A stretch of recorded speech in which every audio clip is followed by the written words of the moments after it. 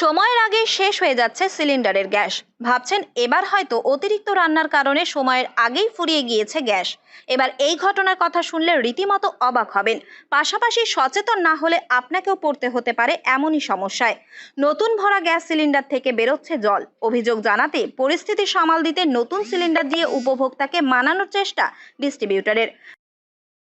আমাদের গ্যাস 1.5 মাস মিনিমাম যায় একটা সিলিন্ডার। এবার দেখলাম 20 দিনের মাথায় গ্যাস সিলিন্ডার শেষ হয়ে গেল।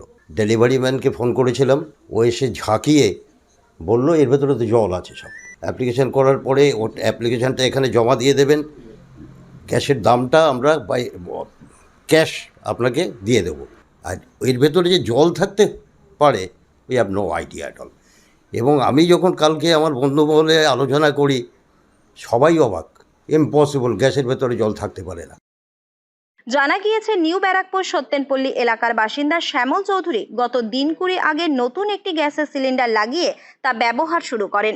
হঠাৎ গতকাল গ্যাস শেষ হয়ে যেতে সন্দেহ হয় শ্যামল বাবুর। স্থানীয় গ্যাস ডিস্ট্রিবিউটরকে বিষয়টি জানালে তাদের লোক এসে খতিয়ে দেখে জানান সিলিন্ডারের ভেতরে জল রয়েছে। এরপরই বিষয়টি জেনে রীতিমতো ক্ষোভ প্রকাশ করেন উপভোক্তা শ্যামল চৌধুরী। আমরা 20 দিন আগে শেষ হয়ে যাচ্ছে, 10 দিন আগে শেষ হয়ে যাচ্ছে, মনে করি এ মাসে একটু খরচা বেশি হয়েছে। বাট কারোর সিলিন্ডারে যদি 1 কেজি 2 কেজি থাকে, এই আমার সিলিন্ডারে যদি 2 কেজি গ্যাস কম থাকতো তাহলে তো আমি বুঝতে পারতাম না, বোঝার উপায়ও ছিল না। আরও 10-15 দিন চললে আমার এটা ডাউটও হতো না। তো এইভাবে জানি না কত লোক ডেপ্রাইভ হচ্ছে। এই জন্যে আমি চাইছি এটা একটু সংবাদ মাধ্যমে আসুক, মানে প্রত্যেকেই যেন একটু অ্যালার্ট থাকে এবং মানে এটার মূল কোথা থেকে হচ্ছে, কিভাবে হচ্ছে, এটা যদি আপনারা এই তথ্যগুলো বার করতে পারেন। বিষয়টি নিয়ে স্থানীয় ডিস্ট্রিবিউটরের কাছে লিখিত অভিযোগ জানান তিনি। এরপরে ড্যামেজ কন্ট্রোলে ডিস্ট্রিবিউটরের নির্দেশে ওই সিলিন্ডার ওজন করে বাকি গ্যাসের দাম তাকে ফিরিয়ে দেওয়ার আশ্বাস দেওয়া হয়। স্থানীয় ডিস্ট্রিবিউটর ম্যানেজার জানিয়েছেন গোটা বিষয়টি ইতিমধ্যেই তারা জেনেছেন। আর ওনার যখন সন্দেহ মনে হয়েছে উনি আমাদেরকে জানিয়েছেন যে ডেলিভারি বয় ওনাকে সাপ্লাই করে, উনি জানিয়েছেন। সাথে সাথেই আমরা আমাদের মেকানিককে ওনার বাড়িতে পাঠিয়েছি।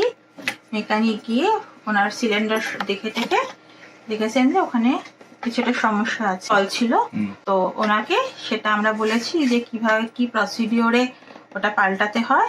উনি অফিসে এসেও ছিলেন আর ওনার সিলিন্ডারটা পাল্টানোর ব্যবস্থাও আমরা করে দিই। আমরা তো আর রিফিলিং করি না।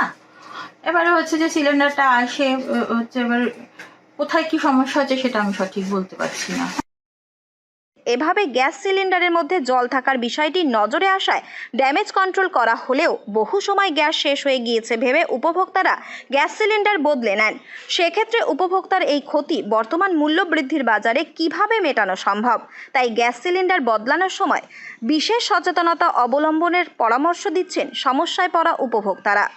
উত্তর 24 পরগনা থেকে রুদ্রনারায়ণ রায়, লোকাল 18 বাংলা।